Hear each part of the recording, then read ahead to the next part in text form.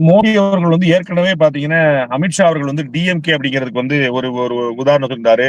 Dynasty, mafia இந்த மாரி இதே விஷயங்கள சொல்லியிருந்தாரு. கட்ட அதற்கு பஞ்சாயத்து மாறாக அப்படின்னு இருந்தாரு. கட்ட பஞ்சாயத்து. ஆமாம். அதே மாரி வந்து இவர் வந்து ஒரு சிஎம்சி அப்படிங்கிற ஒரு புது ஃப்ரேஸ் கொண்டு வராரு. இது டிஎம்கேன்னு குறிப்பிட்டாங்களா, சிஎம்சின்னு குறிப்பிட்டாங்களாங்கிறது இல்ல மேட்ரு.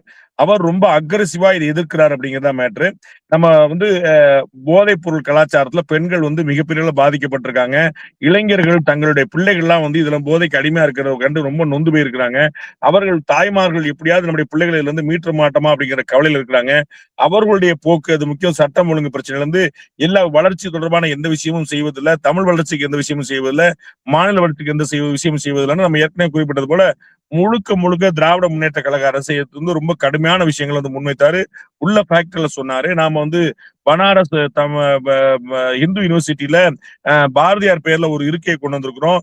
உலகத் தலைவர்கள்ல பல பேருக்கு நான் வந்து திருக்குறள் புத்தகத்த நான் வந்து அன்பளிப்பா குடுத்திருக்கிறேன். அதன் மூலமாக தமிழை உலகத் தலைவர் மத்தியில நான் கொண்டு போய் சேர்த்திருக்கேன் அப்படின்னு சொல்லிட்டு, தமிழ் மீதான நம்முடைய பற்றும் பாசமும் என்பது வந்து ஒரு வேஷம் அல்ல, ஒரு பயன்பாட்டு பொருள் அல்ல. அத நம்ம வந்து சீரியஸான ஒரு நோட்ல தான் நம்ம எடுத்து பண்ணிட்டு இருக்கோம் அப்படிங்கிற மாரி நெறைய தரவுல பண்ணிட்டே வந்தாரு.